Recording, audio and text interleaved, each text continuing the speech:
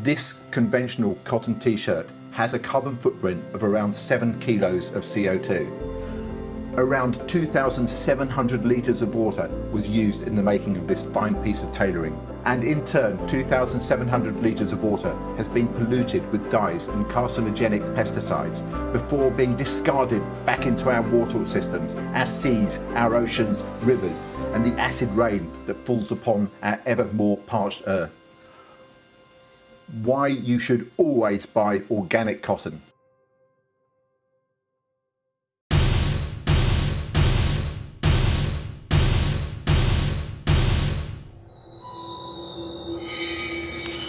So, why you should always buy organic cotton.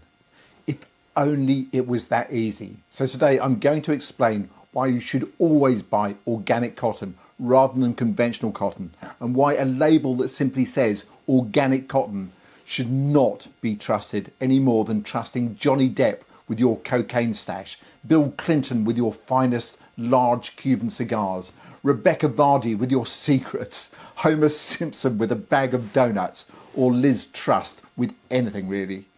But it's okay, because today we're going to sift through the muck so that you will know how to buy actual organic cotton garments, or at least something approaching organic cotton with a degree of confidence.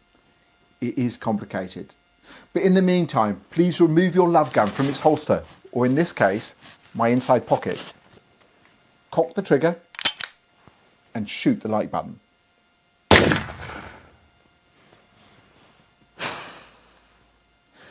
And if you have not done so already, why not subscribe to my channel to enjoy more content like this, delivered with my own brand of irreverent humour. Anyway, let's get on with it. Cotton as a fabric has been around longer than Jesus Christ. In fact, about 6,000 years before Jesus built his first rocking horse. It's also a plant, so unlike wool, silk, leather or fur, it is vegan friendly. And unlike acrylic, nylon, polyester or spandex, it is not made from petroleum or oil. So if it is actually organic cotton, it's all good really. But like avocados, which I talk about here, and almonds, which I also talk about, well, here, cotton grows best in warm, drought-like conditions, and this is where the problem starts. It takes 320 litres of water to grow one avocado. It takes 5 litres of water to grow one almond. And it takes 270 litres of water to grow one t-shirt, or specifically enough organic cotton to make one t-shirt. Cotton doesn't grow on trees, you know. I know they grow on shrubs. And now, arguably, if for a moment we forget fast fashion or ultra fast fashion for Christ's sake, it is estimated that the average American will get around 50 wears out of his or her t-shirt, but won't get to eat the same avocado 50 times, nor will they drink the same carton of almond milk 50 times. So, in terms of water use compared to avocados or almond milk, this is, relatively speaking, on the right side of sustainable. So, what's the problem then?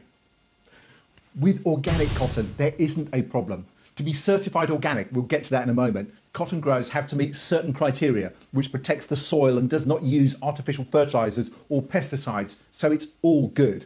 The problem, as always, is greed, and that is where what they call conventional cotton growing comes in. In the name of yield and efficiency, but without even a thought about water scarcity, conventionally grown cotton uses 2,700 litres of water to grow just one t-shirt's worth of cotton. That's 10 times as much as organic cotton, which puts conventional cotton firmly on the wrong side of sustainable. And it's not just the amount of water that is used, it is also the amount of water that is not used, or rather just wasted. Let me explain. Clean irrigated water that is taken from the local, usually depleting water table, mixed with synthetic fertilizers and pesticides, and then runs off the land and back into the same local water systems, causing off-the-scale cancer rates and health complications to local communities. Conventional cotton has its own special place in hell for this. Whilst conventional cotton farming uses less than 3% of arable land here on Earth, it uses a staggering 25% of the world's insecticides and 18% of the world's pesticides to grow it, making conventional cotton the #1 user of pesticides in the world. Look, when it comes to food production, there are many rules in place. Not as many as there should be for sure, but a lot more stringent than the rules for clothing. So this is probably why this level of pollution is tolerated in the production of cotton. I mean, apart from Ringo Starr, when was the last time you saw somebody eating their t-shirt? Which brings me to my next point, which is why you can't trust the labelling on clothing, specifically organic cotton, unless it comes with one of three specific certificates, which I'll get to in a moment. Simply stating organic cotton on the label is not enough, not even close.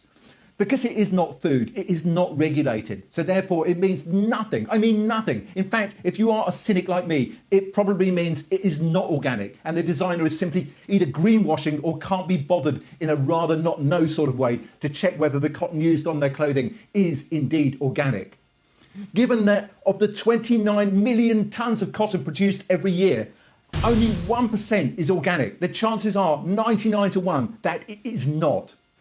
It is not food. So a company can actually describe something as organic cotton when it isn't. However, they can't carry a kite mark to certify that their cotton meets certain standards unless it is certified with one of the following labels. And none of these are 100% perfect. But let's start with the Global Organic Textile Standard, GOTS, Better Cotton and Fair Trade Cotton. I'll put links to each of these organisations in the description below, but it is fair to say that none of these kite marks guarantees that the said garment is 100% organic cotton, but each of them demands a certain amount of transparency in the supply chain. So if your organic cotton t-shirt has got one or even better two or even all three of these kite marks, that is about as good as you are going to get. When it comes to transparency, the clothing market has a long way to go. But when it comes to ethics, it has even further to go. I'll most likely put out a video on fast fashion at some point in the future. But in the meantime, let's talk about this fine t-shirt that I'm wearing today. It has two claims on the label. One, that it is 100% organic cotton, and the other, that it is made in India. And both are misleading. It also says it is designed on the Isle of Wight. Is it really 100% cotton? Almost certainly not. My logo on the front certainly isn't. There is no legislation here. If the manufacturer believes that it is 100% cotton, that is enough. It is the Wild West compared to the food industry. This chocolate bar may contain nuts, or this vegan burger may contain milk, or this gluten-free bread may contain gluten. How much synthetic fibre is an acceptable amount before you say this 100% organic t-shirt may contain a synthetic fibre or conventional cotton? But made in India, what does that mean? In the case of this t-shirt, it most likely means that it was stitched together in India. But it doesn't tell me where the cotton came from, and it doesn't have a kite mark. Anyway, as it turns out, this t-shirt is made by Rapa Nui, who are certified by the Global Organic Textile Standard, GOTS. And in terms of ethical brands, you don't get much better than Rapa Nui. Even having a system of allowing you to return your spent garments to be returned to them to be made into new garments. But it's strange indeed that they don't carry the certification on their actual clothing. But let's just summarise. So we've talked about why organic cotton is better than conventional cotton. But let's be real, buying organic cotton isn't always easy. It's like trying to find a needle in a haystack or a gluten-free bagel that actually tastes good. The labelling game. Just because a t-shirt says organic cotton doesn't mean it actually is. It's like when a guy says he's 6 foot tall on a dating profile but shows up to the date looking more like a garden gnome. Certifications to look out for. There are certifications out there that can help you distinguish between the real deal and the imposters. Look for certifications from organisations like GOTS, Better Cotton or Fair Trade Cotton. They may not be perfect, but they demand a certain level of transparency in the supply chain. The dirty truth about conventional cotton. Conventional cotton farming uses more pesticides than a bug zapper in a mosquito-infested swamp. And these pesticides not only contaminate our water systems, but also harm the farmers who work with them and local communities. Water, water, but not a drop to drink. According to the World Wildlife Fund, it takes an average of 2,700 litres of water to produce one conventional cotton t-shirt. That's enough water for one person to drink for 2.5 years.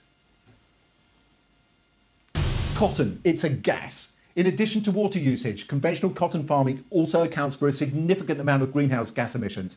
According to the Soil Association, conventional cotton farming produces around 6% of the world's greenhouse gas emissions. The future of fashion. So what's the solution? We need to demand better from the fashion industry. We need to support sustainable farming practices and hold companies accountable for their environmental impact. Because let's face it, we can't keep living like there's no tomorrow, especially when tomorrow is just around the corner. Do say, where did you come from? Where did you go? Don't say, if it's designed on the Isle of Wight, it must be okay. But what do you say? Let me know in the comments below. And if you've not already done so, please do take a moment to subscribe to my channel. And don't forget to show me some love by getting out your love gun, cocking the trigger, and shooting the like button. And you can share this video across any of these social media platforms. Doing all or any of these things really does help me reach a wider audience and hopefully affect positive change.